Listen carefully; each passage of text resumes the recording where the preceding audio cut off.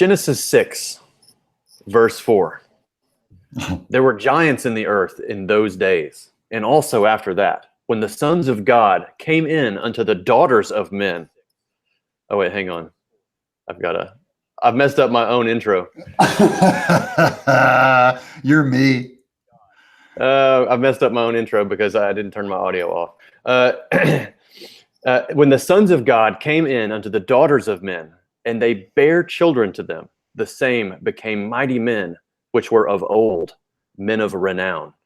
So tell me, Doug TenNapel, That's is the this Nephilim. prophecy for Comicsgate? Oh, wow. Men of renown. And giants among us? I think we are in the moment. Sure.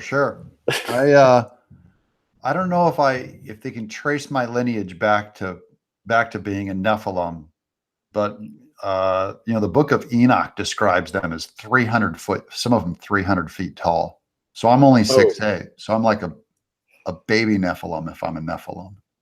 Well, I didn't 300 feet tall. That is sound a bit of a stretch, so to speak. Yeah, pun intended. Like the oxygen might be a little bit thinner up there. I guess not. Only if you're on top of a mountain, I suppose. That's a very big being. Yeah. Yeah. But these are strange times. These are strange times when independent comic guys can start knocking down a living and controlling our own work and having fun, laughing all the way. Yeah, I love it. I'm having the time of my life. I know Ethan is as well, and I think Mike Miller is too. This is, I don't know, it feels like this is kind of like the moment for me. I think for a lot of people, like this is, if you're going to charge the hill, the time is now, right? Yeah. We were underground and had to keep quiet for so long, and you know your values. You're not gonna concede any ground because you're a man, and then you find other men in the same situation, other men and women that are also underground. You find each other, and you can start cracking jokes with each other and having fun with each other and encouraging and supporting each other. That's what I see here. It's a very cool fraternity we have going. Fraternity of good comic makers.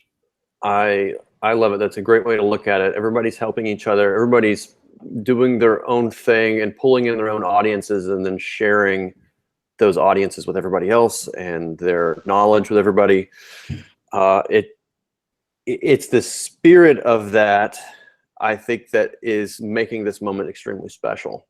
And why the fans are getting so engaged. Yeah, there are people, man.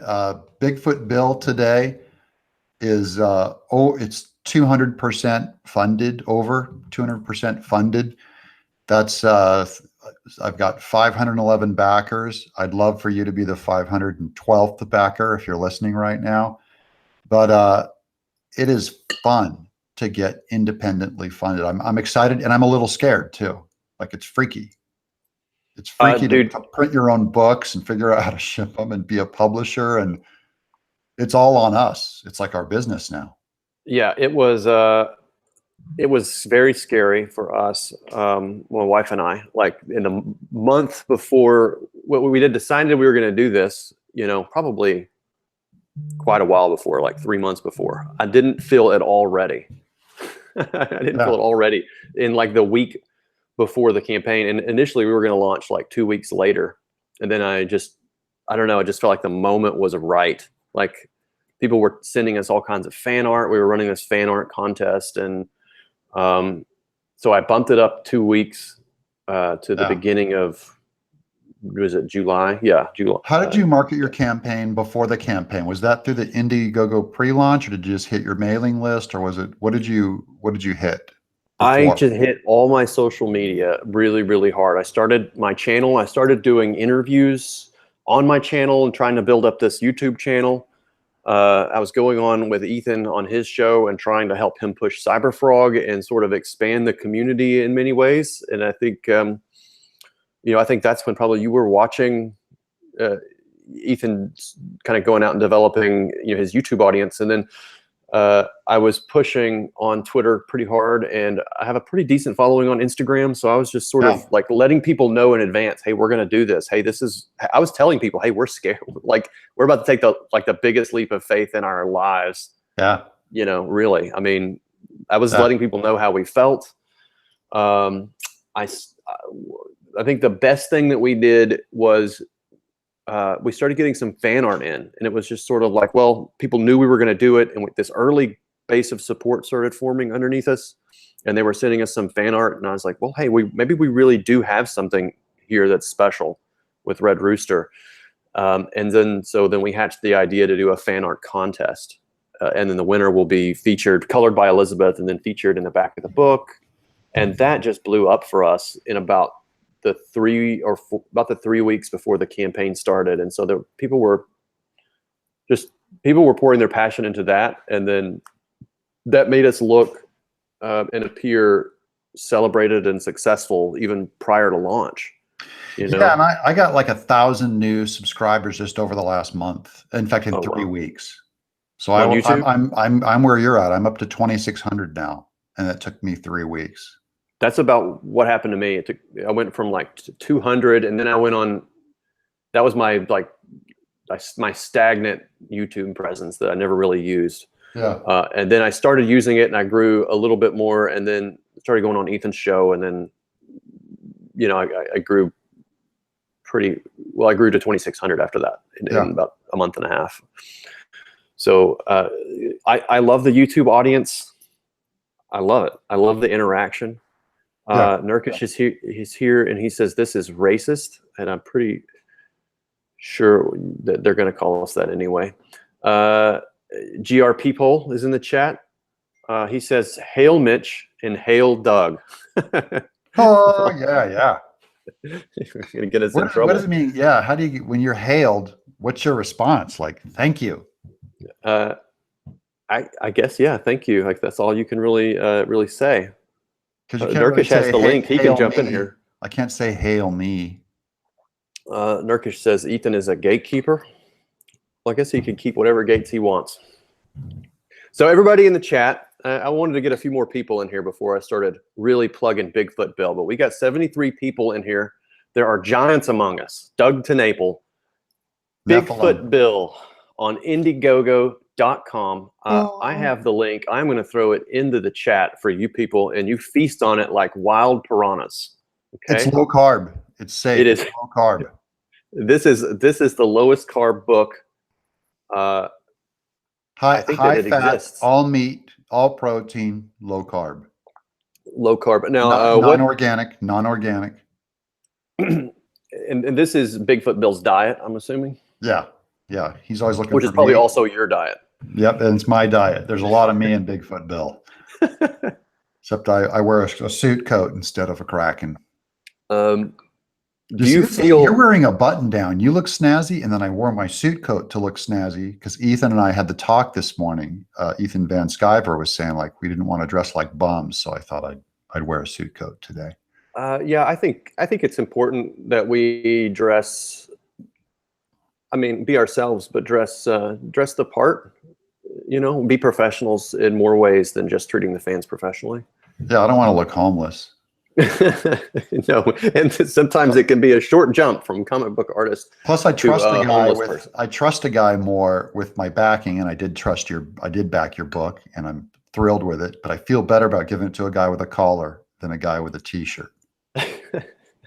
Well, I think so. Samurai Raccoon says this is the classiest stream ever, except Mitch. What did I do? My chat is mean to me. I guess I'll take it. Look at that! Look at that mantle behind him. That is not trashy. That's smashing. Look at our offices, man. We look like the Sopranos blew up. Yeah, I think we each have a distinct style here. You're kind of going for I don't know, what is this? What you call an English Tudor or it's Baroque? It's like a Sherlock Holmes library, a little dumpier though. I like it.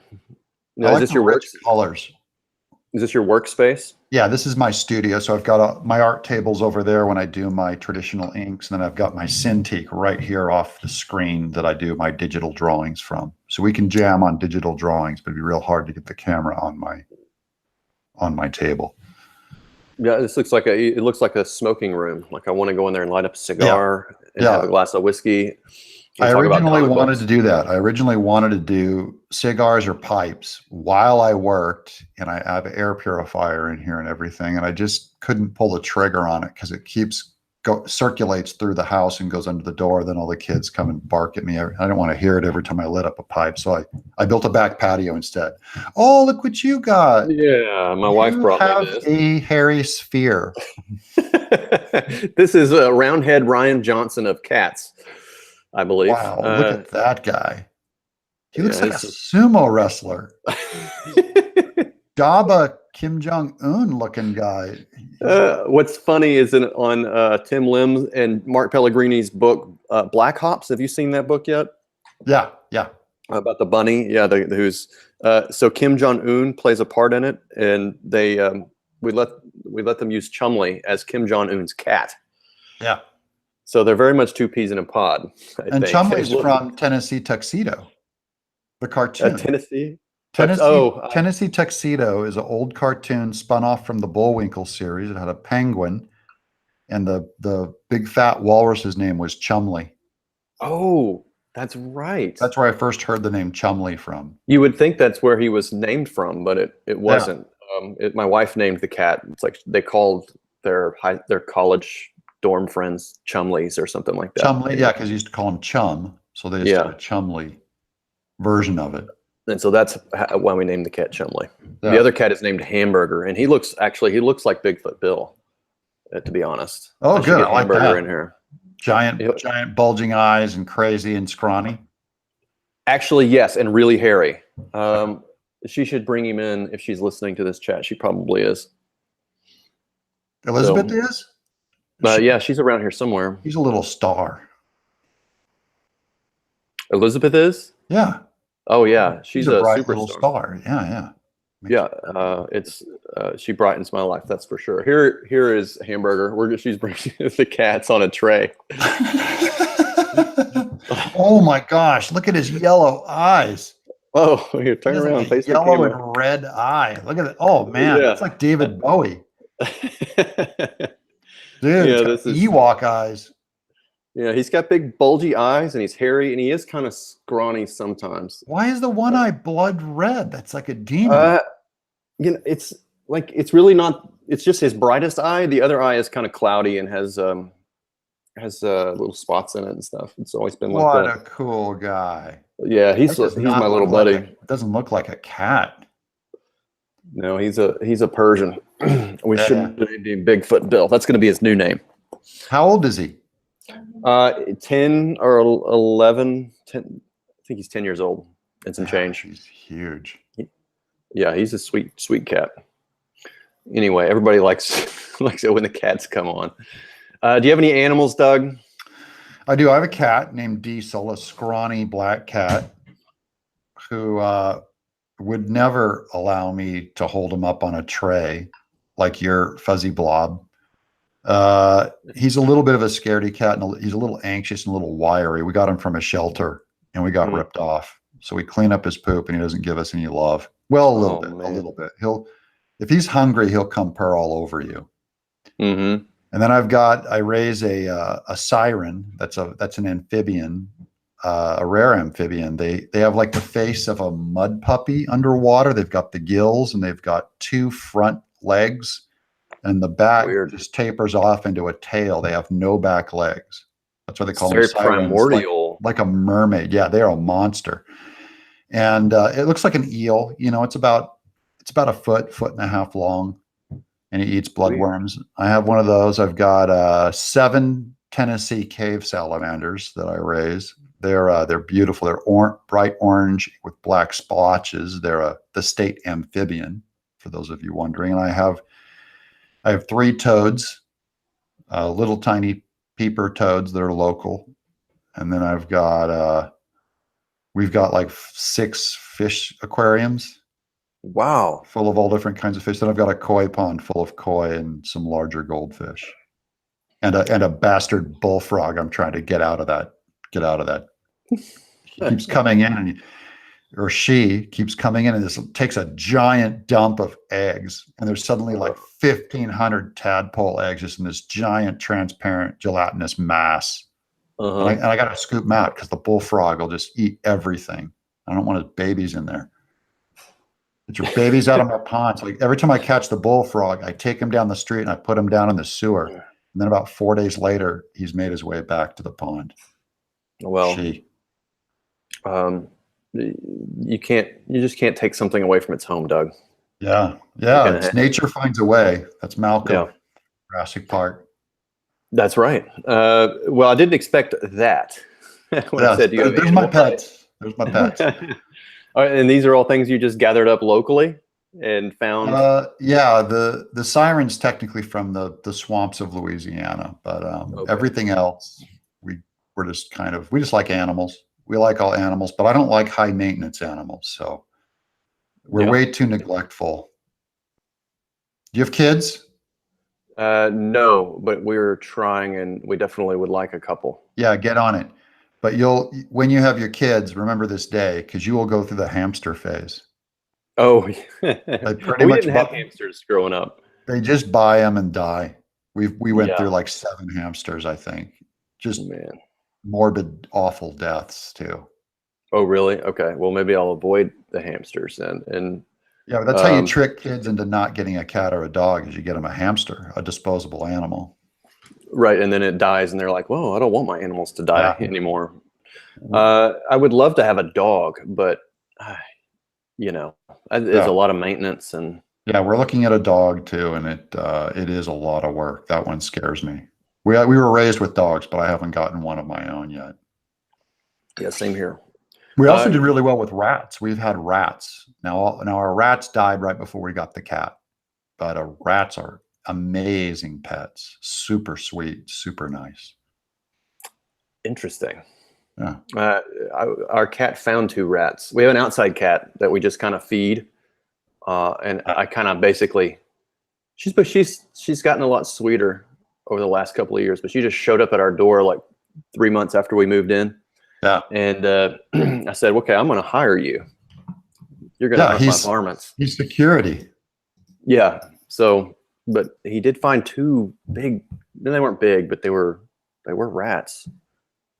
There's Hail Caesar. Found them.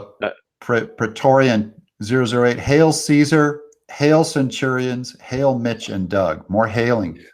They're going to make us uncomfortable, but I guess I'll take it.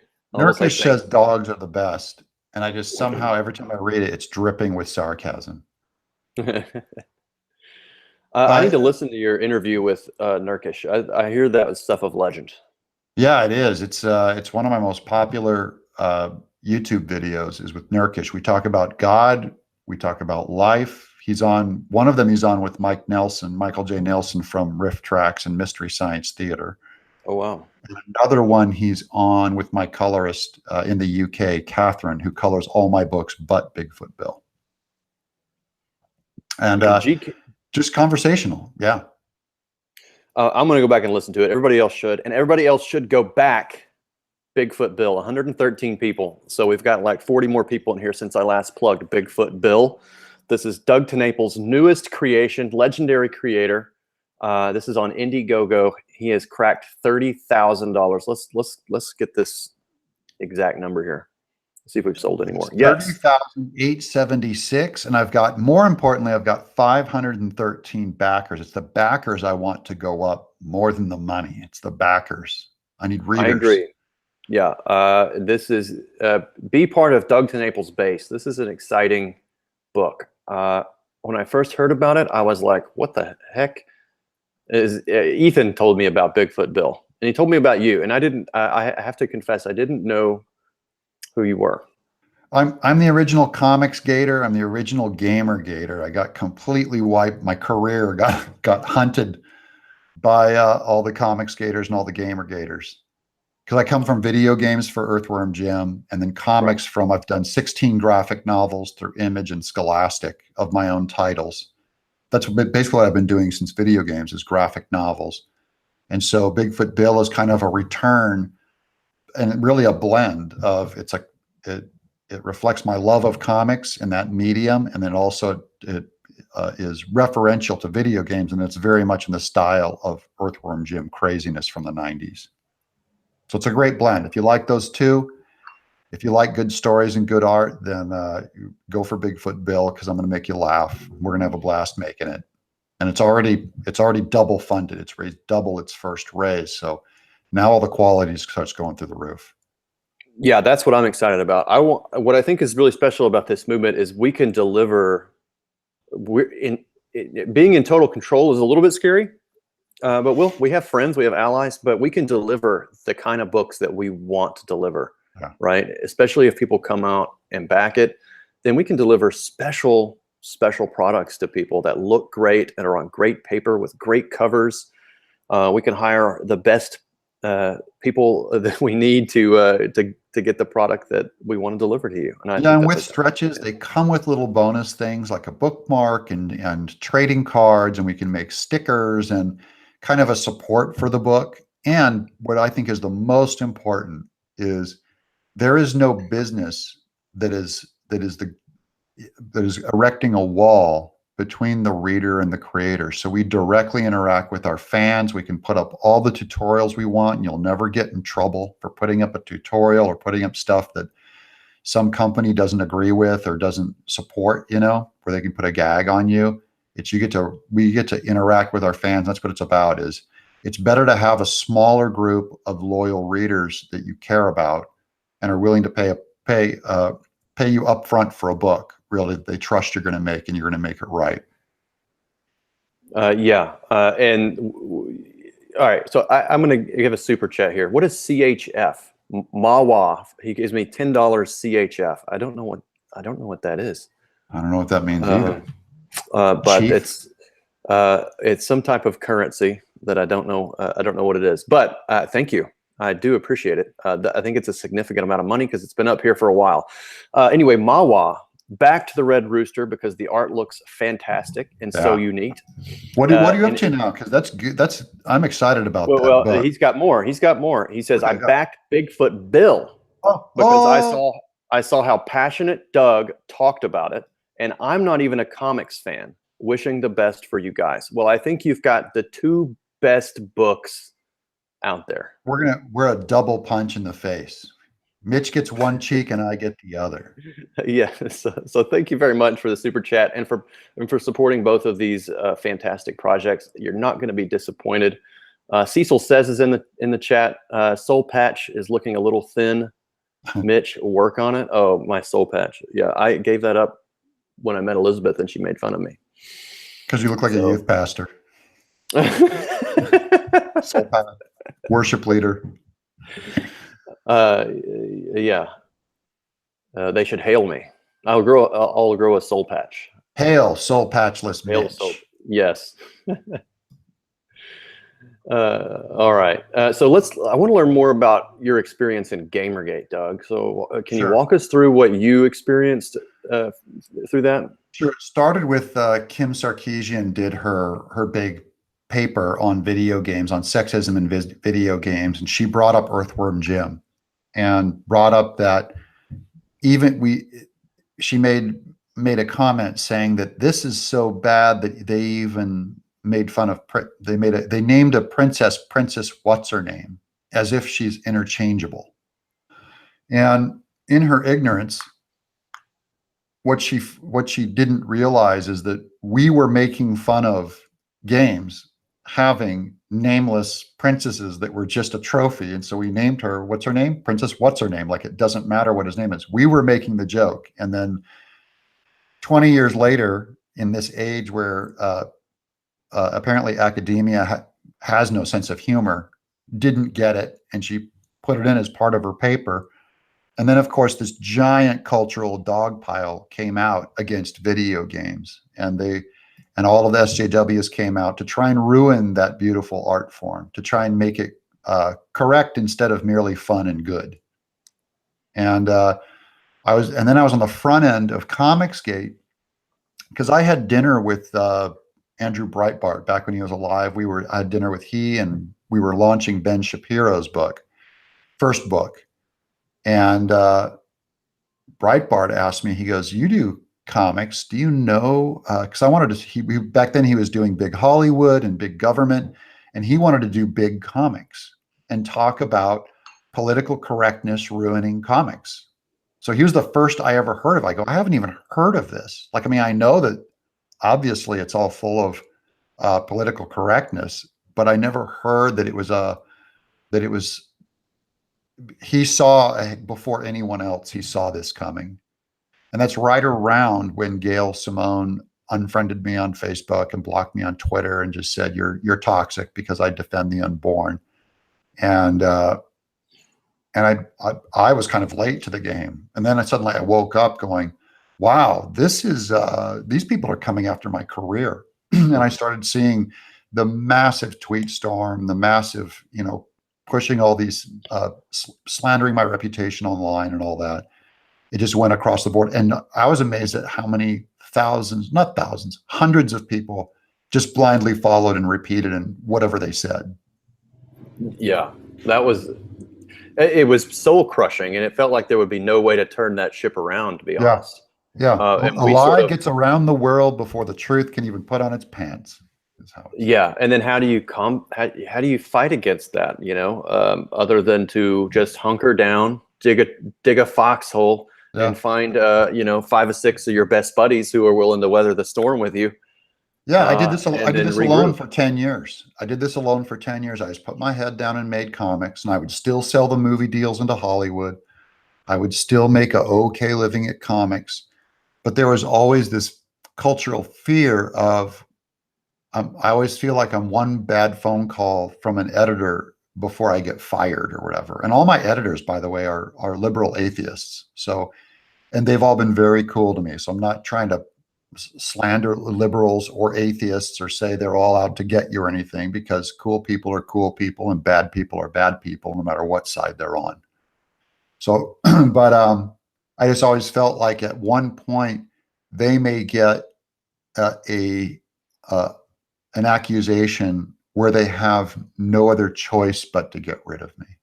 And I really saw that when Trump won the election.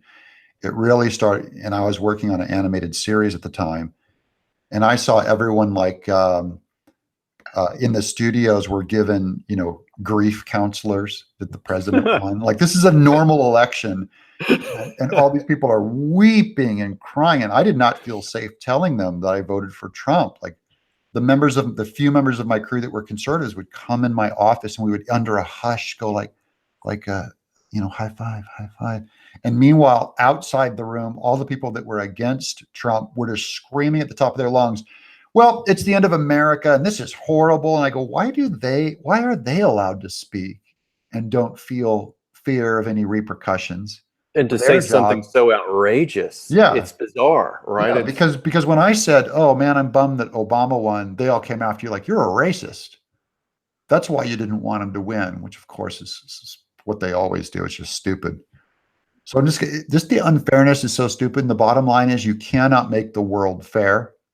Comicsgate cannot make the world fair, but we can offer each other support and go directly to our readers and say, you're going to help us counterbalance, because we're not going to try and change the world.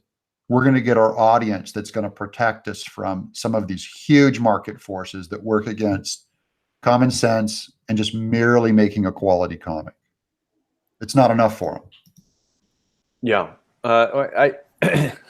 Well, what did you, okay, no, you were defending the unborn. That was your issue with Gail Simone. Man, so you went from video game maelstrom to comic book maelstrom. So wherever you go, do you control the Kraken, Doug? I do. I am the Kraken is the thing. Where I point, doom follows. And you know what? It's really this, Mitch. It's I know people in animation who are more conservative than me, but no one else knows. and I've got a big mouth on me, and I will not be silenced as long as America still lets us speak. I'm going to speak. And so I'm the canary in the coal mine. I'm the tip of the spear on this whole thing, and it's purely because I'm vocal. And they do not want free speech. They do not. If they disagree with you, they're not going to say, "Oh, you have a right to say what you want to say." They're going to say you're wrong and you have to be fired. You have to be legally shut down is what they would prefer. They'd prefer to have you actually lose the right to work. But if they can't do that, then they'll try and go and manipulate the market to keep you to basically accomplish the same thing, which is get you fired, get you shamed and seen as a freak and seen you as an outsider, even though you're a great comic artist. Mm-hmm. It is a gulag of another type. Yeah. Voluntary gulag, which is even worse. Well, because now they can freely get into your home. The government can't come and spray paint epithets on your garage door, but a citizen can and get away with it. Yeah. So citizens can do the work and spread it a lot wider in a way that the government can't touch. Right. I think the danger being that eventually, once this type of persona, this type of attitude, this type of ideology controls all of these ancillary institutions like comic books and video games and governmental departments, then you control, and then obviously college campuses and all this other stuff, then you control the government itself. Yeah. And then you don't, I guess maybe you don't need a bunch of gulags, because then you can just impugn someone at will, and then everyone toes the line because they're too afraid to speak out against it. Yeah, because it's a soft gulag, they feel less convicted about employing it. You know what I mean? What do you think? Go ahead. What do you think about what happened to Alex Jones recently? I was never a fan of Alex Jones, and he did cross a line with me, with the saying that the what was it, Sandy Hook was a conspiracy, that it didn't really happen, and he was saying that the children that you see in those videos and the parents that you see are paid actors. That is, we all think it's offensive. Fine. So should he lose his job or not? That is not my place to say if he should lose his job or not. It's my place to say I will not. I don't want to participate in his show, and I don't want to watch his product. But who does control that are like Facebook and Twitch and these companies that have a right to not work with him if they don't want to. And that's the bigger thing, is that we're all waking up now that this is not, Facebook is not a government organization that has to give you free speech. They actually can discriminate against whoever they want to. And that's just kind of a buyer beware. We need to be aware of all these social media things that YouTube can cut us off, Facebook can cut us off, Twitter can cut us off. And yeah, Alex Jones got correctly cut off. But when they start making arguments that voting for Trump is equivalent to voting for a Nazi, you can see how they could quickly start applying, seeing normal people as Alex Jones. Where's what I think is that, not that anybody asked, but you're going to get it anyway. Yeah.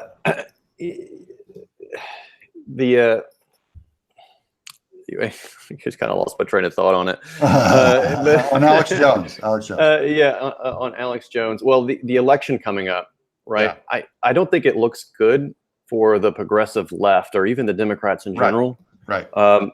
And since so many of these institutions, Facebook and Twitter, admittedly like a pretty left-wing bias on all these things. Yeah.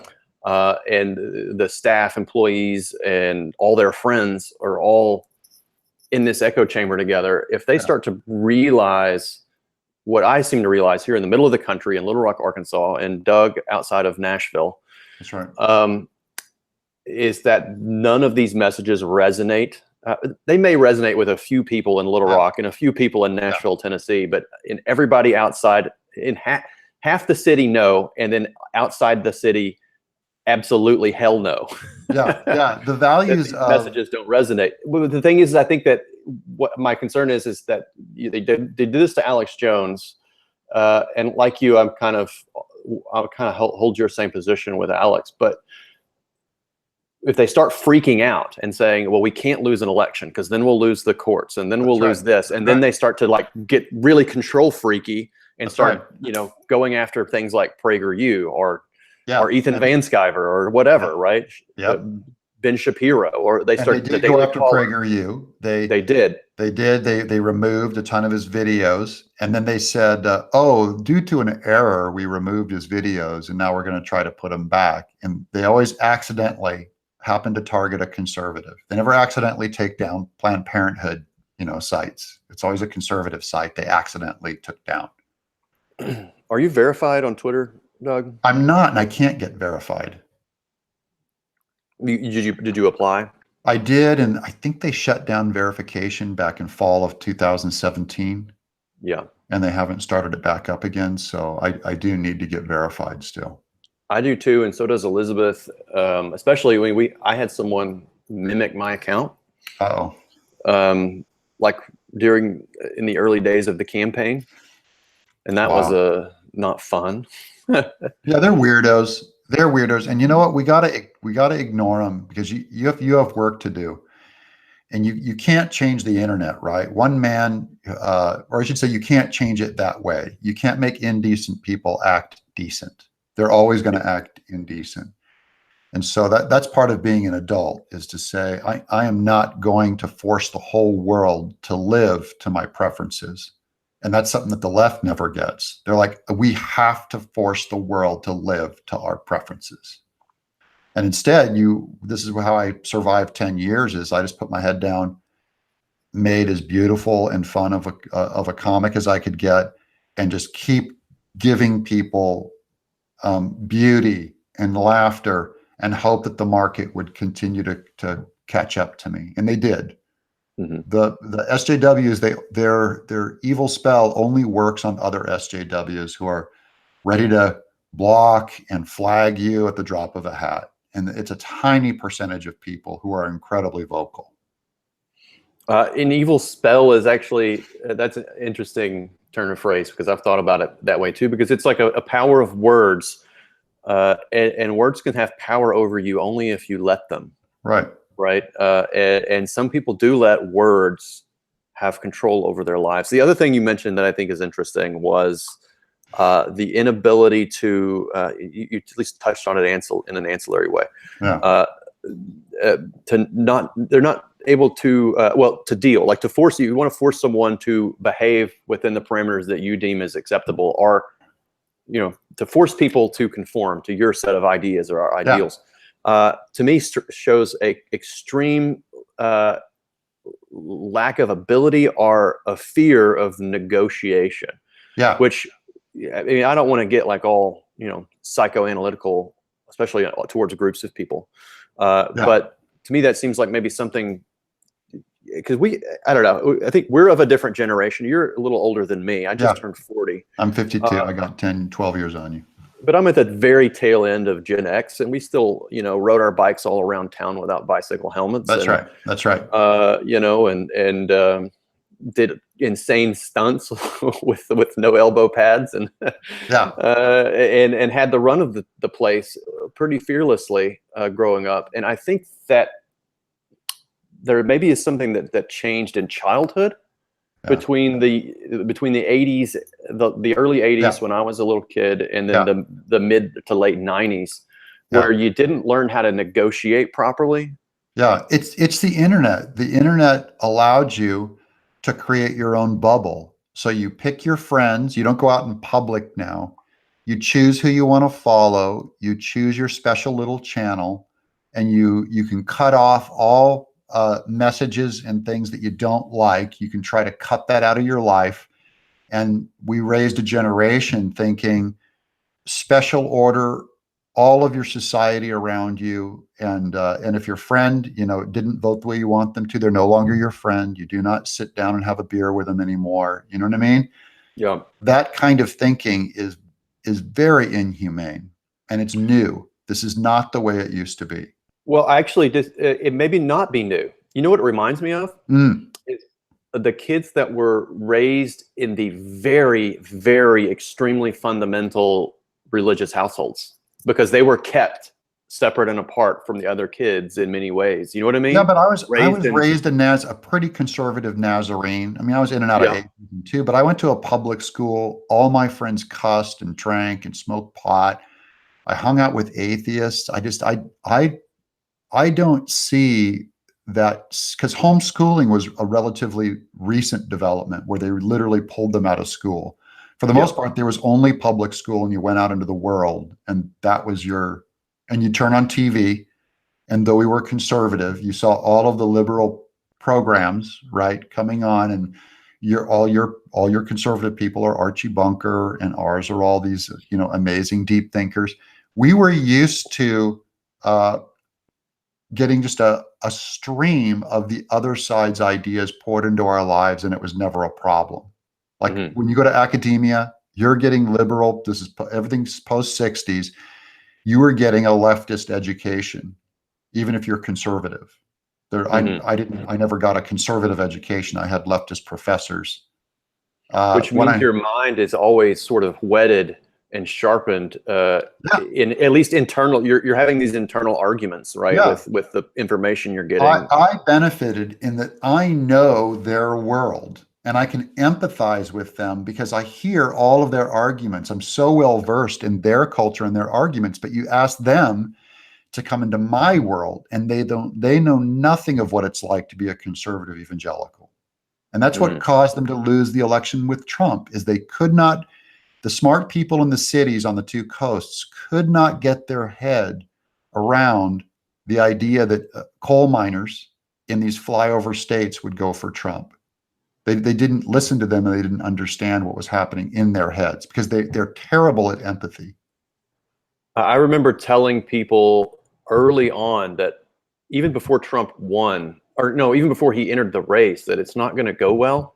Yeah, With like these were talking. I mean, I was talking. I kind of maybe have a little bit more of a conservative, libertarian type yeah. viewpoint, although that's gone more traditionally conservative over the last couple of 3 years or Oh so. yeah, yeah, Um, but you know, I remember telling people, and then they would just like unleash on me, and I'm like, dude, I'm just trying to tell you like the tempo of things out here where yeah, I'm at, and yeah, there's a lot of people out here. yeah, You yeah, know, it's and they just would just jump, like just they couldn't handle it.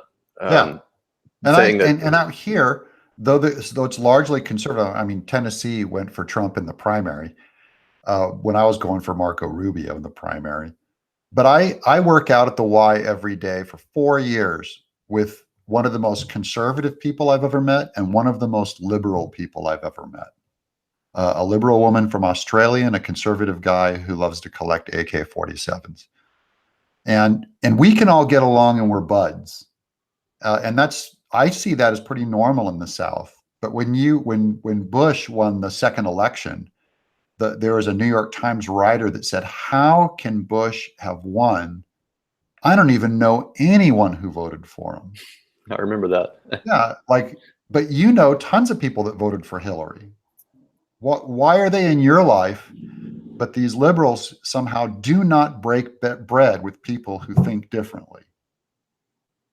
It's weird to me. Uh, yeah, it is. It is weird.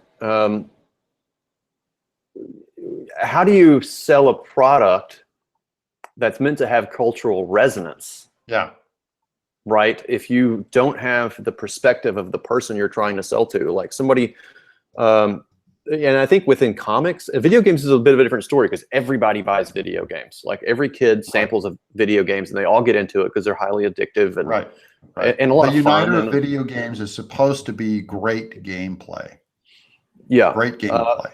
We and love to be addicted to games. yes, and yeah, and it's great. I think games are really important for kids. Yeah. Um, And I Video or assume not. we'll get a large audience of people who are liberal or leftist who are curious about Red Rooster and Bigfoot Bill, and they'll read them. And we want them to enjoy them. If they want to enjoy a rip roaring adventure, this is not going to be, my book anyways, is not going to be a anti-liberal screed. That's not but my purpose of my books is not to be a campaign thing. It's I serve a higher God. It's I serve beauty and wonder and adventure. And if it's radical that good guys win, then fine, guilty. Yeah. Yeah. Radical that Well, good I guys like win. that you're serving something that's bigger than an ideology, right? I mean, if that is your world, I mean, could you imagine a life where that is your God? Like, I can't imagine it. Yeah. Like, for me, it's like that. I call our little company Mary Muse, which is the name of our website, mary-muse.com. And that's it. It's just like you said, you're serving the muse, you're serving joy, you're serving the customer. And the customer is in many ways they're your, I don't know what do you call that, but anyway, I feel like a servant, like I'm serving a cause, I'm serving a purpose. Your job is to serve your audience. That doesn't mean you give them everything they want. You give them what you think they will love and what they need, which is sometimes they can't articulate, but they come to you because you have experience laying down the meat for them. Yeah. And that kind of brings me around to my other point I was going to make about and I think video games is insulated from this because of it's just so much bigger, and they have to focus on middle of the country. Whereas, and there's a much bigger company between the maker of the thing and the audience. Yes, and more marketing and data testing and all kinds of stuff you need to make like technology, a product massively successful. So what we have in comic books is entirely different. It's become so small and fractured, and all of the comic book stores are all on the margins of, they're not on the margins. They're in the larger suburbs, big cities. They're not in this. I know isn't there like only one comic book store in Nashville, Tennessee? Yeah, there might be some on the outskirts. There's more, but it's not at all. It's always in a high traffic area. Yeah, and I mean your farmer, your average farmer does not read comics because he has to work his ass off all day in a field. So he doesn't, Yeah, exactly. But the farmer's son may, right? If he goes to college, tons of college students still read comics. It used to be lots of kids, but there's nowhere for that farmer's son to pick up a comic book, or the farmer's nephew. That's right. Or there's no place where he can go and where he can randomly see a comic book and think, hey, my kid would like this. That's right. This is what happened to me. My dad who bought comic books as a kid, knew I loved to draw. He just came home and filled my Christmas stocking one year full of comic books and was like, hey, I thought you might like these. And then I loved them. I opened my first one and it was like, oh my God, this is what I'm going to do with my life. And in Benton, I grew up in Benton, Arkansas, a town of 18,000 people. There is not a comic book store in Benton, Arkansas, and hasn't been in, well, there was one for a little while a few years back, but it didn't last. I grew up in a farm town of Denair, California, population 2,600. My comic book store was the 7-Eleven in Turlock. That little standee was all the comics I could get was in Turlock, and at a 7-Eleven used to carry comics. Yeah. But to my point is that if you're a coastal elite, if you're a coastal educated, coastal elite is redundant. Yeah, if you're a coastally born and bred, educated, talented person, and you don't have any imperative to try to communicate to the middle of the country, where Superman comes from, right? Where Superman's values, which is in many ways the root of all comic book values. That's right. It is literally, I mean, that's in some ways what we're trying to do with Red Rooster. Was serve this market that I see as a massively underserved market, as well as invite everybody else in, right? Yeah. But you've got a lot of pollinating to do in the Middle America area. The idea is usually those people would be punished for trying a comic these days. If they read what they're doing to Captain America or something, they go, "What is this? Where's they would never buy it. They would be appalled. I think if you plop the comic book store, about ours, they need to know about our books, and they need to be able to see that you're not going to get insulted by this book. We're not here to destroy you and make fun of your values and make fun of having a family and stuff. No, I think it's here to like say, hey, this is a product we made for you because especially with this is my intention with Red Rooster, is say, hey, these people are underserved. They're not being served by comic book stores because there's no incentive for the comic book store. I'm not blaming comic book store owners at all. Like they don't have. There's no incentive to put up a store in these areas. Yeah. Right. But not enough traffic. Exactly. But there's another way to get at them, and they can shop on Indiegogo. Everybody has internet now. So now we have a chance. Indiegogo. Indiegogo.com. Red Rooster, Bigfoot Bill. Let's serve the underserved in comic books and then resonate outwards from there. And that's my strategy, is I want to make these people happy. And then when we make these roots people, I think, happy, this base happy, then everybody else is going to take notice and say, hey, these are the people that go to the theater. These are the people that play video games. These are the people that breed and have lots of children and share their hobbies with their kids through board games and other fun activities like dressing up for Halloween and buying them cool gear for their backpacks for their kids to go back to school. And they're going to want Bigfoot Bill pencils and erasers and pencil sharpeners and coloring books and all this cool stuff. One thing I know is mass media. I did Earthworm Jim. I worked on the Jurassic Park video game. I made the Neverhood video game, one of DreamWorks' first projects to come out. I made Cat Scratch for Nickelodeon, which was based on a comic book called Gear that we just re-released through Image this year. Like I said, 16 graphic novels. It's I feel very comfortable in mass media, and I'm used to making stuff that a lot of people enjoy. Not everyone, but most people should, and certainly. And one of my biggest supporters, by the way, because books don't get around the world through stores, is libraries. And that's the big question, is I don't know how to get this book out to libraries, because they're the ones that carry a whole lot of my books for kids.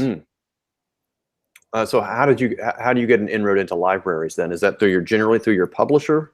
That was just it was pure word of mouth that built up over the last 10 years, just libraries. And it's because a lot of other books were so offensive and so terrible that they didn't fly in the Midwest.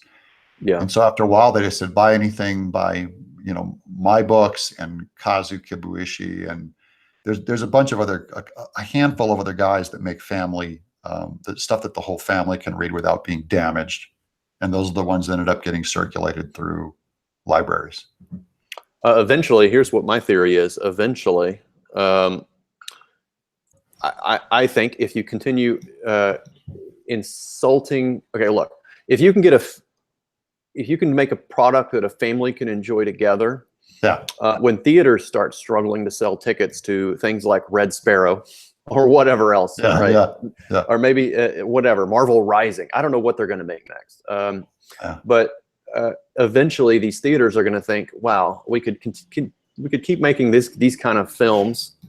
Or we could do Bigfoot Bill, the Family Fun Fest, and sell 6 tickets in one whole chunk, because everybody wants to go out and have a family afternoon together on Sunday afternoon. And you're going to want to watch Red Rooster, and you're going to want to watch Bigfoot Bill, because the theaters don't just sell, 1 or 2 tickets to a lonely fellow or a couple or whatever. You're selling to a family.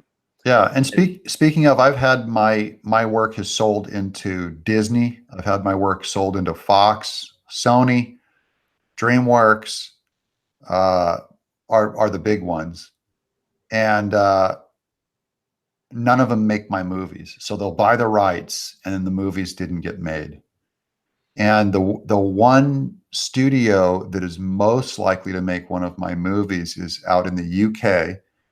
It involves Andy Serkis, who did Golem and Planet of the Apes. And it happens to be a Bigfoot story that is not Bigfoot Bill. It's yet another one that I wrote. And they're entirely likely to make this movie with Andy Serkis doing the video capture for Bigfoot Bill. And I get to write it, but it's a small independent company, because they want to do a beautiful, soaring family adventure, which is what I do.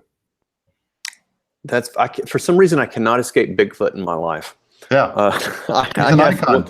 It keeps coming back to me. I think it must be a sign. Like, I'm buddies with Judge Reinhold. Remember him from the Beverly Hills. He lives here in town. He's like my neighbor. We're Oh, friends. cool. I need to have him on my show. Yeah, get him on. You guys would get along. He has he and his wife, who is a model for, you would remember her commercials with the alligator. It was the lotion commercial with the alligator. Oh yeah. Remember that? Yeah. Yeah, that was her. Anyway, he married that gal, and they live here in Little Rock. He has a production company. They have a production company that has the rights to a Bigfoot story. I forget the name of the guy now, but it's that one the guy who did the whole thing out in California and basically created the Bigfoot craze in the 1950s. Oh, the Peterson film? The Peterson film, but it was the guy who originated the story. So it wasn't the Peterson people. They were inspired by this other guy who was evidently this huge kind of character from this small town California logging town. And anyway, they have the rights to this. Captured the primitive ape man that he froze the body or something and it went up missing. Is that the guy? It might have been, because it all started with that urban legend. I think, yeah, I don't have to dig back into it, but anyway, I think he's at the epicenter of the California Bigfoot craze of the 1950s, and it was kind of at this dawn of mass media. So like, anyway, it was like a circus in this little California town, and he has the rights to this. Mark Pellegrini, you need to get Mark Pellegrini's my co-writer on Red Rooster, and you guys would get along because he's very much into cryptozoological stuff, and so I was trying to do something for the state of Arkansas. It didn't take off, but I brought Mark in. I said, hey, Mark, we're trying to do this little thing for the state, which is like some kind of anti-littering campaign. And we're looking for a mascot. And, I just want to make it fun and goofy and make it about traveling around the state and picking up trash and learning something. And we came up with this because he's inspired by cryptozoological stuff. And we have our own Bigfoot here in Arkansas called the Fouke Creek monster, the Fouke monster. Weird. I haven't heard of that. It's monsters. They made that movie in the 70s called what was that one? Oh shoot! I remember. Yeah, I know what you're talking about. Yeah, I know. It's scary. Yeah, it was kind of a scary one. It was kind of like Boggy Creek. Boggy Creek. Yes, that was it. It was Boggy Creek monster Mystery or something. Yeah. The Legend of Boggy Creek. That's the name of it. Anyway, that's like down in southeast Arkansas, and it's like our local Bigfoot legend. And so we created this character called Boggy, and he was going to be just travel around the state of Arkansas and be this like goofy. He was in many ways kind of like a Bigfoot Bill kind of character, kind of like dumb and a little aloof to the world because he just lives in his little bog, and then it starts to get littered up with trash rolling in down from the river, and he's just going to pack it up and leave. And he meets some like kids on a state tour with their parents, and he goes along with them and learns all about Arkansas and sees the whole state and learns how to pick up trash along the way and clean up his bog. And anyway, I just for some reason, Bigfoot keeps creeping into my life in weird ways. Yeah, he's an underused. I think the new Littlefoot movie, I'm real excited to see what happens with that. Oh, I didn't know about that. Yeah, it's called Littlefoot. It looks really funny. But I've done Bigfoot a lot. I did Bigfoot in my book. Iron West has a big kind of a Bigfoot that like the Native Americans worship, and he's got like long, greasy black hair. His face looks like just a terrifying gorilla. And so I'm in love with the character, and I just think we can all take cracks at it. It's going to be great. JP4, thank you for $5. He says, I have been on a library something recently. If you're interested in getting into our library, I can help. Well, cool. You know what? We should definitely make sure all these Comicsgate books that are library appropriate get into libraries. So that's something we need to do. Tree Van Leaf says, Judge Reinhold, amazing. Judge is amazing. Hung jury, that was funny. Judge is hysterical in person, and he is very high energy fellow, and he is a close talker in real life. He gets right in there. Yeah, he does. He gets kind of right in your face, and you just learn to love the. Hey, Mitch, I owe a guy a phone call, so I got to jump. Oh, sure. Yeah. If you're still on when I'm done, I'll come back, but otherwise I'll probably say goodbye to you and your friends. I appreciate the invite on this show. I owe you one this week. I'll get you one. Absolutely. We have just like 3 or 4 days left for Red Rooster Golden Age on Indiegogo.com. Okay. Then anytime Thank in you the for, next 3 or 4 days, we'll do it. all right, that sounds great. Thank you so much, Doug, for coming on. Make sure you check out Bigfoot Bill. Last plug for On Indiegogo, we're Bigfoot about to Bill. flip it over 31,000. We need about, I think, $20, one more donor, a couple more donors, and we'll hit it. And then Oh, subscribe to my YouTube channel, Doug TenNapel on YouTube. But I just thank you so much, Mitch, and I'm rooting for Red Rooster. I can't wait to read that story. It's going to be delicious. well, thank you. I'm looking forward to. I just can't wait to get started and I know. Sit down. I'm excited. Yeah, I'm so excited. I feel like a kid again. You almost can't think about it too much because you'll ruin all the energy. We need to preserve that energy for when you sit down and get to it, you know? Yeah, I mean, sometimes I pinch myself and think, wow, I made this happen, and this is my book, and we're going to get it out there. And it's like a whole new chapter of life for us. I'm through the moon. I feel like a kid again. Thank you, Doug TenNapel. Everybody go check out Bigfoot Bill. And you have a wonderful day. We'll talk to you real soon. See you on Twitter, my brother. Hi to Elizabeth. All right. Bye-bye. All right. I'm going to read out some of you guys' super chats that you left me here. Tippy Tail McKitty. Kubo and the Two Strings was an awesome movie. Yeah, I have to look into that. Thank you for $2. Irish and Sketchy. Thank you for £5. Admit it, Mitch. You're on the set of a Hallmark movie. I'm waiting for Betty White to pop in. Anyway, I'm looking forward to Red Rooster and Bigfoot Bill. Guys, I am excited. I didn't get to tell Doug how excited I am about Bigfoot Bill, but I am pumped. When Ethan first told me about Bigfoot Bill and about Doug TenNapel, I was like, well, no, I've never heard of Doug TenNapel. I should have. Earthworm Jim wasn't really a part of my life as a kid, so it was around like in the margins, but I was focused on other things. But as I've gotten to know Doug and I've gotten to know more about Bigfoot Bill, I love Doug and I love the project. I think the idea is fantastic. Elizabeth is here to put on a show. Don't bring him around here. Yeah, I think Bigfoot Bill is going to be hilarious. I love the catchphrase, low carb. I meant to ask Doug about that, so we're gonna have Doug back on. I have a lot more to ask of Doug TenNapel. My co-host Chumley is going to sit in with me. All right, I'm just going to chat with you guys then for a few minutes, and then I'll close it down. Denali says, Mitch, isn't that an 80s TV show that featured a Bigfoot character? I don't know what you're talking about. Yes, Boggy Creek scared me as a kid. So yeah, Boggy Creek, Legend of Boggy Creek, that's our local legend. So one of my buddies was actually a member of the Bigfoot Society or something like that, like in the late 90s. And he went down there and camped out in the bog and tried to learn all about their mysteries and interviewed a bunch of people around town. And they still, like, the whole town is it's still stuck in like 1971, like nothing's changed. Oh, he wants down.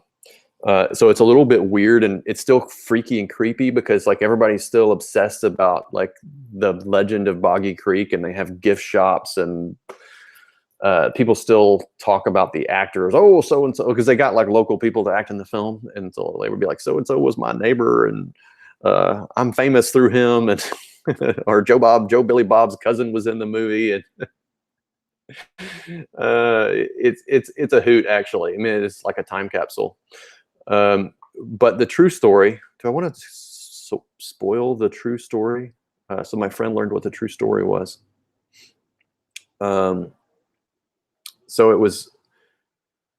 it's just, yeah, I'm not going to spoil the true story because they're never as fun. It's always got some kind of seedy underbelly to it. You're going to have to figure it out for yourselves. How old is Chumley? Chumley is around 11. He's 11 years old. He's getting on up there. I feel bad. Nasser is spamming me with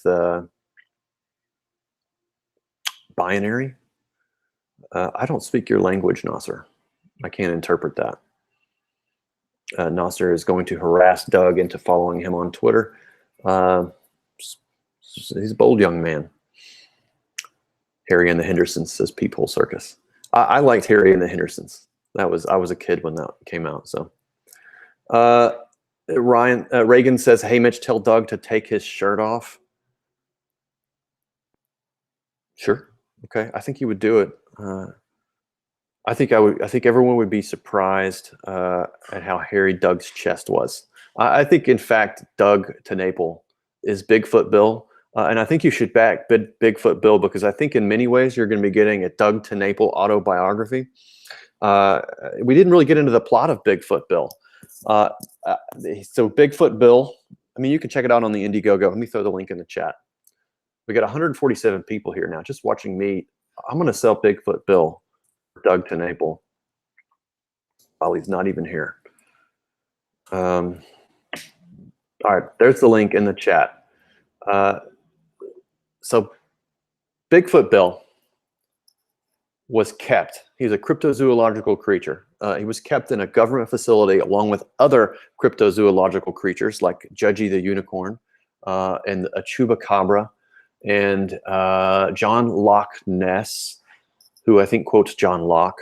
And they're kept in this sort of paradise island type of scenario, inside of like an Area 51 type thing, facility.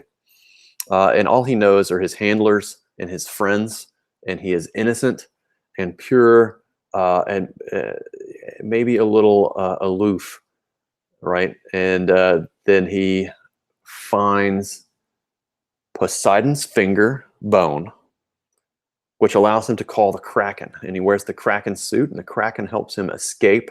And Bigfoot Bill and the Kraken have this contentious relationship, even though they're sort of symbiotic.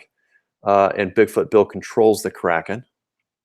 I love it. At first, I saw this and I heard about it, and I thought, "Oh my God, what the hell?" But now I think it's great. Now I think it's great. I'm a convert. And then Bigfoot Bill and the Kraken escape onto the streets of, I think it's San Francisco. I'm not quite sure. And then he camps out on the couch of the only person he really knows and believes he trusts, which is one of the government agents from the facility, which puts them all in a bind. And I think he's being also hunted by werewolves, other creatures that might have been released, and I think also by Poseidon, who wants the Kraken back. And other than that, Doug's going to have to fill you in on the rest of it. But I love it. I think kids are going to love it. I think it's got legs and tentacles as a product. Okay, everybody. I'll read your super chats. Denali says, "Mitch, you're at $800. You're about $800 away from $150,000 for the gold foil cover. What part will be in gold? Likely just the title, and then maybe some trimming around the edge, like some pin striping or something, piping around the margins of the book to frame it in a nice and handsome way. It just depends." So Anna Pressman says she got the $50 tier, never played Earthworm Jim. Neverhood was my thing. Oh, I meant to ask about the Neverhood, but we just ran out of time. We're going to have Doug back on. I think he's been one of my favorite guests so far. Travis says, "I think I'm going to work on another entry into the Red Rooster art contest. I'm thinking of doing something with Miss Midnight." Wonderful. Thank you, Travis. Yes, we're the Red Rooster art contest. Red Rooster ends in like 3 or 4 days. It ends on the 23rd. But our art contest continues. So on until the end of the month, we're going to close down the art contest. And then we're going to pick winners this fall through my wife and I are not going to be judges. We're going to pick a couple of people with standing, 2 or 3 people with standing within the community to be the judges for the art contest. So that way, if you lose, you don't hold a grudge against me. But wonderful. I can't wait to see Travis do a Miss Midnight drawing for our art contest. Winner of the art contest will be featured in the back of Red Rooster Golden Age, funding now on Indiegogo, and will be colored by Elizabeth if you did your art in black and white. John Main says, because of you, Ethan, Richard, etc., I'm creating my own self-published comics. One superhero, one Western. Thank you and others for inspiring me to create my own stories. And that's what this is all about. It's a little different from video games, comic books, because comic books, I think, are an aspirational product. Games, they're both addictive in different ways, but games have serve a different point in development. We need to play games in life because we have to. Life is a game in many ways, and it's good to learn how to play certain kind of games, strategy games.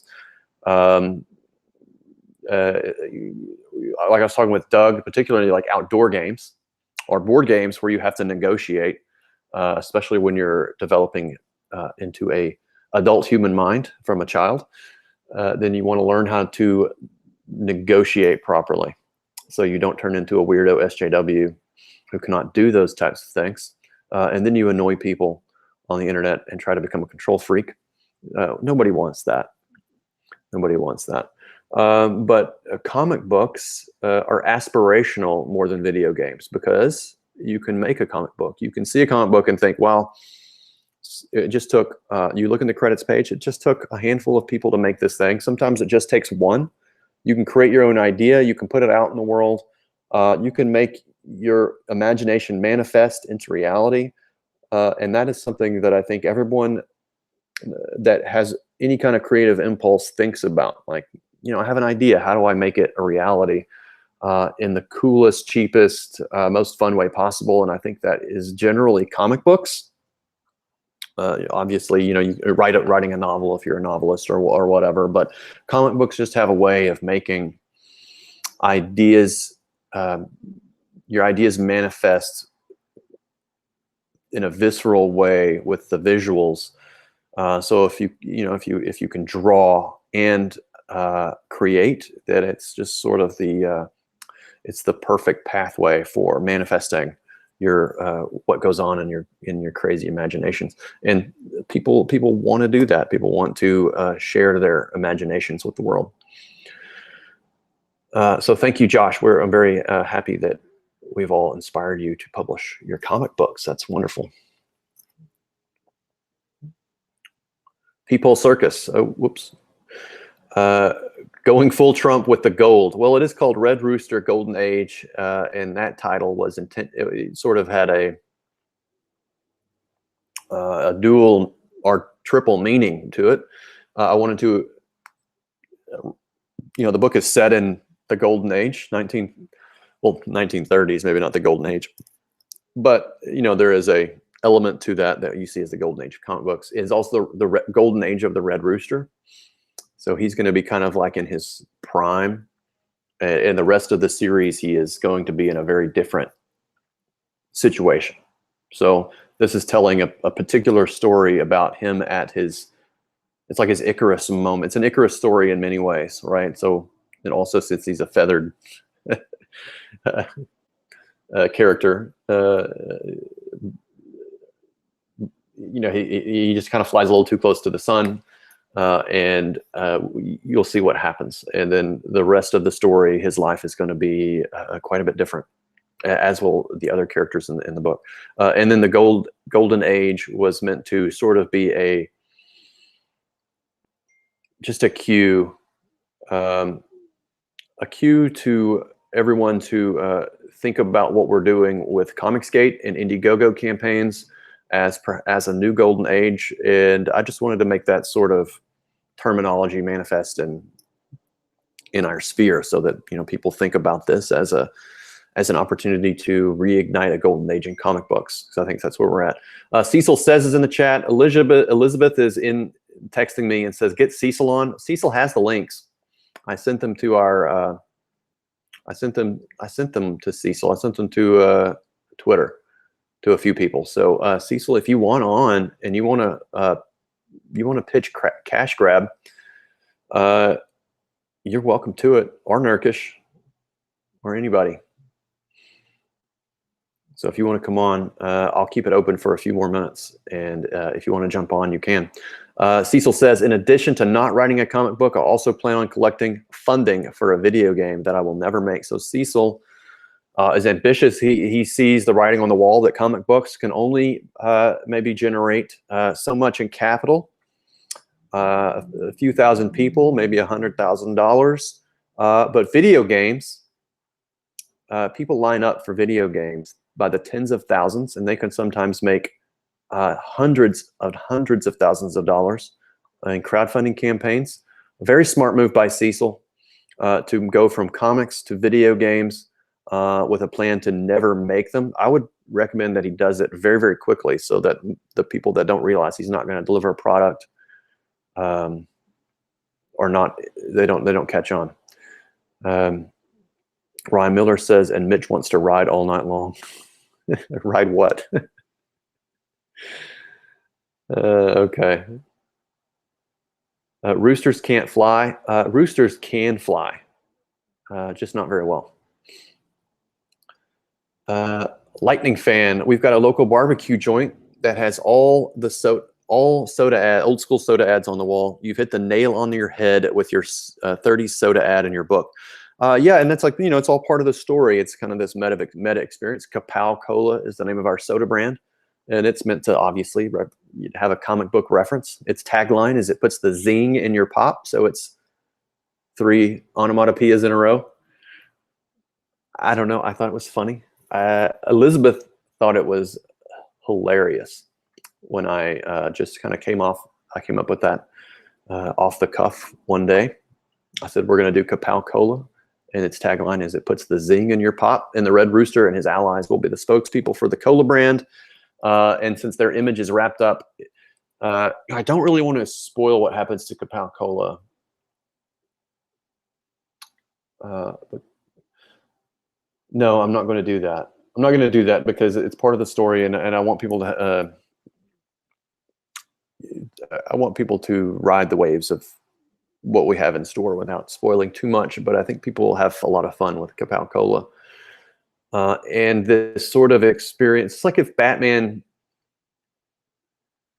because people know who Batman is, right? I mean, or in Superman. Well, why wouldn't they?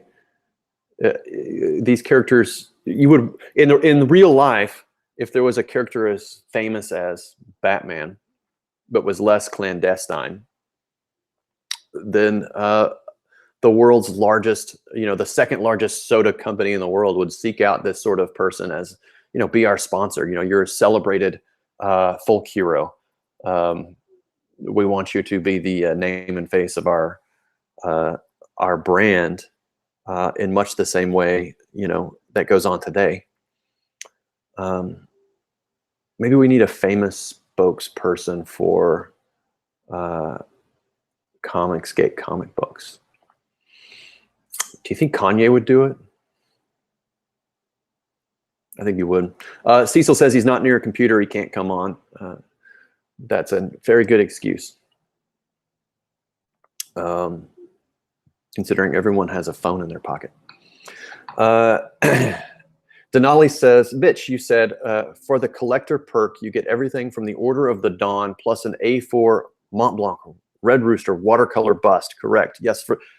Yes, you'll get a sketch of the Red Rooster for the collector's perk. I believe that's correct. You better go look. I haven't looked at these tiers in a while.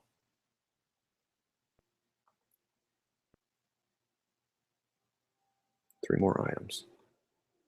Yes. Yeah, you do get the lapel pin.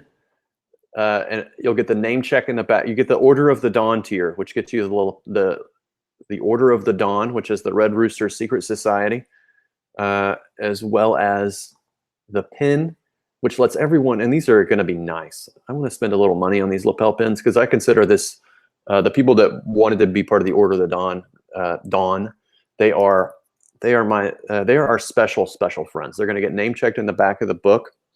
I want you to have something special that makes you feel like you're in a special, an elite club, secret society. If we're having a Red Rooster party or a Comicsgate party ever at a convention, you should be able to walk up to our doorman, with and show your lapel pin and say, "Hey, I'm a member of the Order of the Dawn. Let me in." And then the big bulky doorman bodyguard will step aside and say, "Here you go, sir. Take a lady on each arm, and you may enter the festivities. I want you to have that experience." Peephole Circus.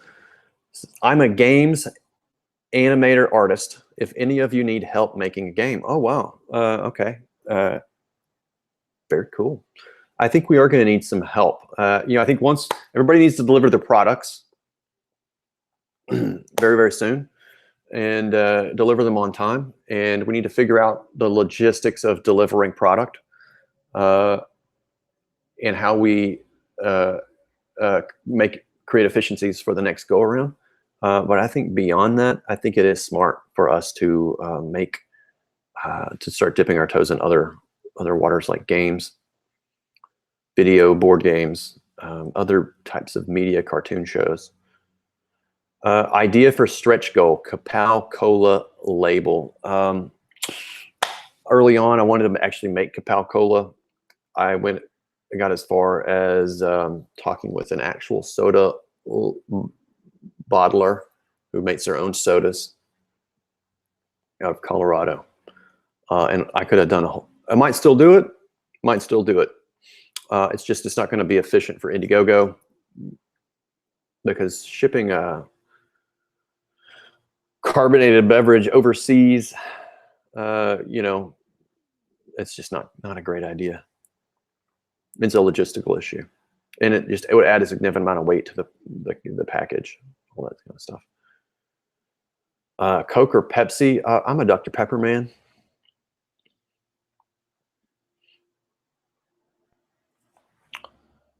Pete Mack asks, Mitch, if you get to 160K, will I grow a new soul patch? No. Well, everything has its price, but you're going to have to run that by Elizabeth. I'm going to throw Bigfoot Bill one more time in the chat. Boom. There it is. Bigfoot Bill. So if you have it back, Bigfoot Bill. Bigfoot Bill is probably the Comicsgate project I'm most excited about. Not to diminish the projects of everyone else, because I think they're all awesome. I think they're all incredible. But I think there's something special about Bigfoot Bill. I just like saying Bigfoot Bill. Kids, I can just hear kids saying, walking around like Elizabeth and I want to have kids. We're trying to have kids right now. I can just see in 5 years a couple of kids coming into the room just yelling, Bigfoot Bill, Bigfoot Bill, Bigfoot Bill. And then the other one saying, that's low carb. I can just see it. I can see it. It's going to be hilarious. Maybe I should create a character called Soul Patch. You guys aren't going to let it go. Yeah, everybody's giving it up for Dr. Pepper. Jeff Bartlett says Dr. Pepper is the true beverage. It is the distinguished. It is the preferred cola for distinguished Southern gentlemen, for sure. I was with a famous artist once. I won't tell you who. Should I tell you who it was? I'll tell you who it was because it's not really a negative story about him, and I like this guy. It was Joshua Middleton, and we were in Dallas, Texas, and he has been flown in from Japan, where he lives, and he grew up in Pennsylvania. And we had this long conversation, and I'd met him for the first time. So we had this we're sitting next to each other at the signing at a comic book store. This long conversation about his life growing up in Pennsylvania, and he kind of had a ramshackle childhood. He was kind of zany, and then we talked about it all day long. Went to dinner, and we talked about his life in Japan, all this kind of stuff. We went to dinner, and we were on the way to dinner. I revealed I was from Little Rock, Arkansas, and lived there currently, and so was Elizabeth. And he said, "You're so." What did he say? he said, but you're so cosmopolitan. And I laughed. And then like literally a second later, I ordered a Dr. Pepper, and he's like, but you do drink Dr. Pepper. So that's a pretty much a hillbilly drink. Anyway, I always thought that was funny that we talked all day, and then I said, well, I'm from Little Rock, Arkansas, and he's like, but you're so cosmopolitan. And then I wrecked it by drinking Dr. Pepper, which I love Dr. Pepper. It's not like I ordered 7-Up. So, Mr. Pibb, somebody said Mr. Pibb. Mr. Pibb is what we had to drink when we went to Houston, Texas every summer, because they didn't carry Dr. Pepper in Houston, Texas, and I could never figure out why. RC Cola is pretty good. But Capel Cola is the best cola. Denali has a question. Mitch, would you say that Red Rooster will be an all-ages book where the family could partake in the story together because it will go well with Bigfoot Bill? Yes. Yes, it will. Denali, it is a book that you can read with your kids. I think it may be like, I was kind of designing the book for someone who's like 11, 12, 13. Seventh grader could kind of like, or a sixth grader could get into it and enjoy it. Any younger than that, maybe a fifth grader too would probably have fun with it. And I think if you read it with a third grader, a second or third or fourth grader, I think you'd want to have a shared kind of reading experience. Maybe, I mean, you could just throw it out there and just let them indulge in the visuals, and obviously they can read it and get most of the jokes. But I think it might be one of those things where you kind of like, you can read it together and point out the references and talk a little bit about what you read and the content and the characters and the heroes and all that kind of stuff. Denali has a serious question. Do I drink Dr. Pepper hot or cold? Of course I drink it cold, but without ice.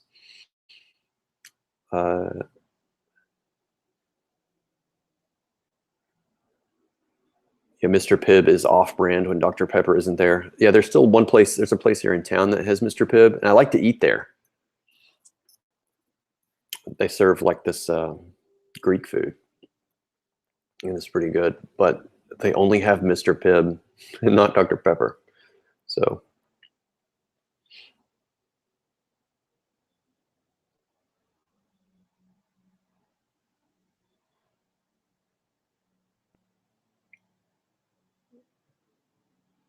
Ken Jack Ben says, I'm Bigfoot Bill. I'm Cyberfrog.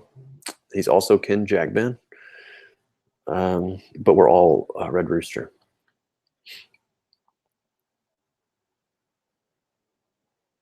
Vision Storm. Which stretch goal will Capel Cola become a real soda brand with crates delivered to backers? It's just not going to happen with the Indiegogo campaign. But it may happen in real life. Let me get the t-shirts and caps first. And then we'll do soda bottles. Zero Depressive says, wow, dude, you're going to make 150K to get today. Congrats. Thank you very much. I do feel very excited. I think we are going to hit it today. Oh, wow. We have gone up quite a bit. 149, 491. Yeah, those are some synchronistic numbers. 149, 491. Almost mirrored, not quite. And like Doug said, what's almost more important than that number is the 2,570 backers that have backed this campaign. This is huge. This is huge. That's a great number. For comic books, just sold through Indiegogo, with the available reach of our social media profiles, and no retail space. That's fantastic. That means we can make another book.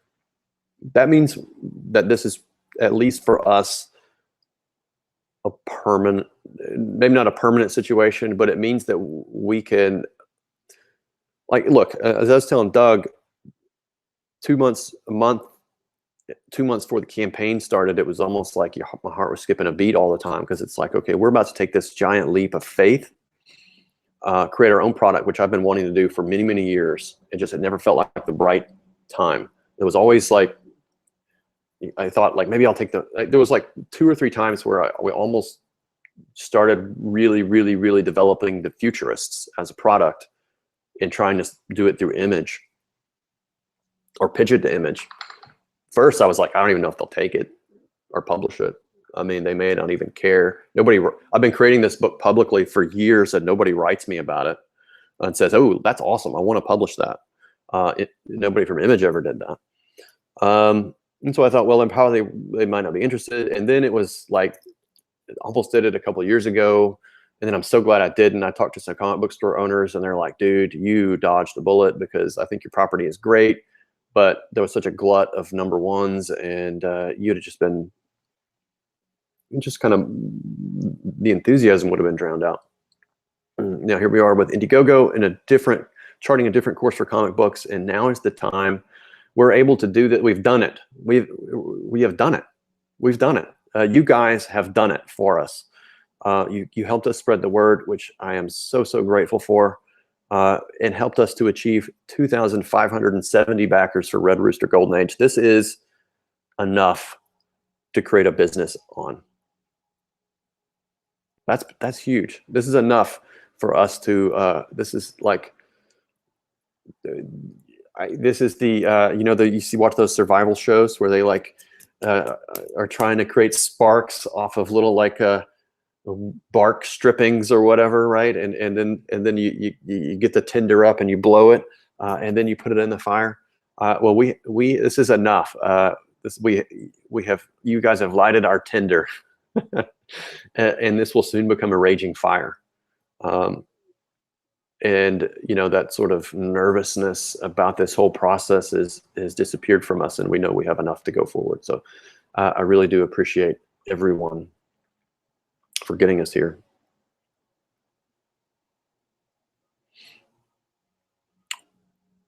So thank you.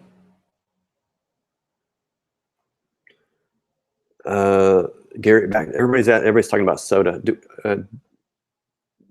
Gary asks, do we still get Lilt in the USA? Totally tropical taste. I've never even heard of it. I'll try it. Mark Pellegrini came over one day. We went out to dinner next to one of these Mexican grocery stores, or Hispanic grocery stores. I don't know what they call them. Full of all these imports from Mexico and stuff. He's like, oh, I got to go in there because they have my favorite cola brand. It was called Inca Cola. He's like, you got to get some Inca Cola because it tastes like bubble gum. They use the plant that you get bubble gum flavoring from, and they make a soda out of it. And so he bought me an extra 2-liter, and it was disgusting. So if you ever had Inca Cola, I mean, maybe you like it, but I thought it was like super sweet yellow soda bubble gum. It was kind of nasty. It was like fizzy bubble gum. It was gross. Glass bottle, real sugar, Dr. Pepper is the best. Yeah, I'd love to be able to find some of that.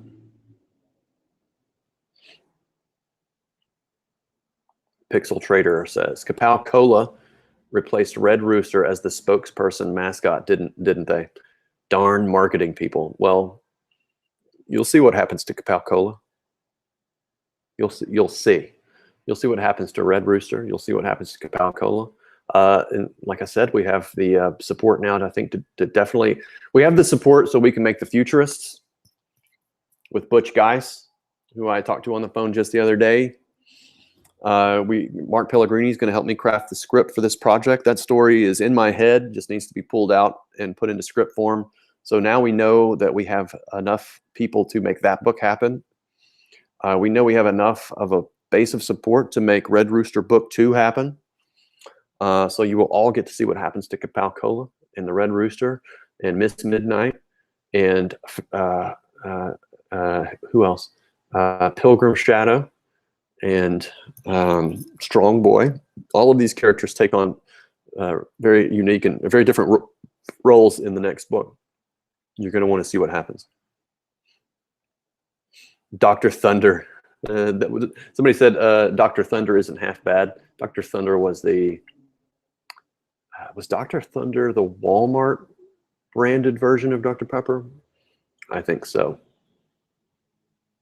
It wasn't half bad either, yeah.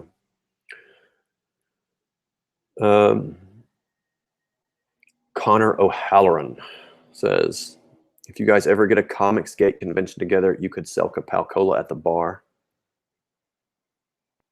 Yeah. That's not a bad idea.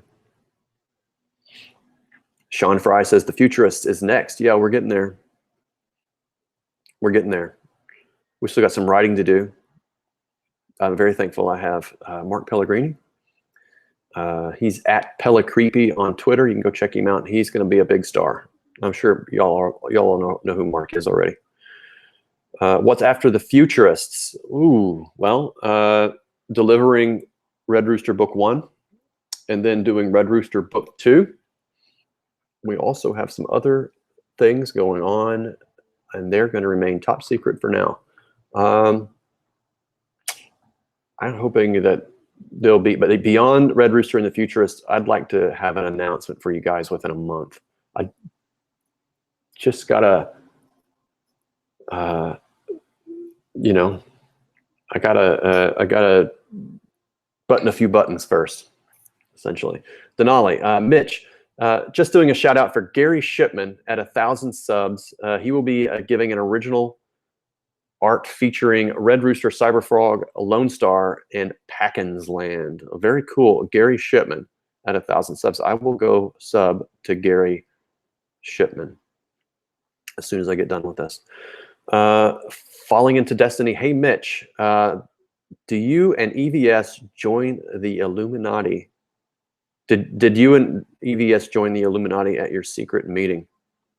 No, they joined us. They joined us. Mitch, what would be your future release slate of your books? Right now, I just need to get further down the track. We'll talk about that. We'll have to put everything on a schedule at some point. Now's not the time. Right now, we're still trying to figure out logistics of everything that's going on, and charting a new course is just it's just too much. I don't want to make a promise I can't keep.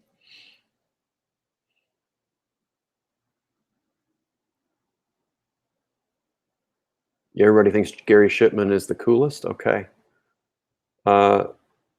Sketch Therapy says Illuminati are socialists. You are not. No, we are capitalists. Is it interesting though? Like once you've made like $1 billion, like all these like super mega rich people, they all become socialists. It's very interesting. I mean, I can see why, right? Because once you've got all these particular basket of assets and a never-ending stream of, once you have like all this passive income, you own a significant amount of land and holdings, and you're living off your, you're paying 15% in taxes because you're living off your investment income and all this kind of stuff. I could see why you would become detached from us scrappers out here trying to hustle a living in the real world through luckily the vestiges of capitalism that we do have to make people happy, sell a product to happy customers. And isn't that something else too? Like these the big companies have let some of that slide. Yeah, I don't know. It's weird. I almost need a guest to come on and talk about some of that stuff. Steve Dye says, "Oh God, here we go." Yeah, I shouldn't talk about. Shouldn't be talking about that.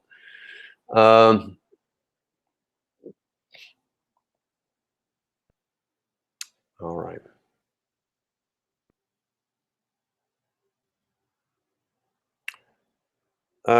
Irish and sketchy. Remember to push Carter into making the Red Rooster movie once he finishes film school. Yes, he's going to do it. Elizabeth is texting me now saying it's time to get back to work. Okay, yeah, it definitely is. I'll read a couple more of your chats and then I'll close this down. Everyone against Alex Jones repeats the same Media Matters talking points, all sides. Yeah, it is weird. And once you kind of like are on to the talking points and it's just like, oh God, here we go again.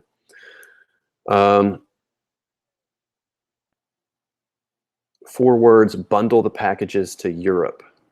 Okay, well, I will look into that. If it makes it cheaper, then that might be the way to go. Sean Fry says, stay indie, Mitch. You got my support for all of your projects. Well, I don't know. I mean, we'll stay, I don't know, indie, mainstream, whatever. I mean, these are just kind of words. I will stay with my true north being, I want to make great products and expose them to as many customers as possible, especially those that might not have been exposed to a comic book. That's sort of my goal here. So if that's indie, if that's mainstream, if that's me doing my own business, or if that's me partnering with someone to make that happen, then it is what it is. That's kind of my true north. People Circus says, smash the like, folks. I do appreciate that. Camille O. Wallace, Mitchman, let's bring knowledge to this community. I know who have the answers for what SJWs want and who they are, who are the meta capitalists and so on. This is important. Yeah, it is important stuff to try to understand the world around us and the machinations of the powerful and the those that seek to have power and control over the things that we love, like our comic books and our video games and our capital, our houses, our loved ones, our kids, all that kind of stuff. All right, guys. I was banished to the living room. No, I was, yeah, actually, I was going to broadcast from the sunroom, and Elizabeth said, no, those it has green walls in it that I have yet to paint. She said, you need to go broadcast from the living room that looks much nicer. So I did get banished to the living room.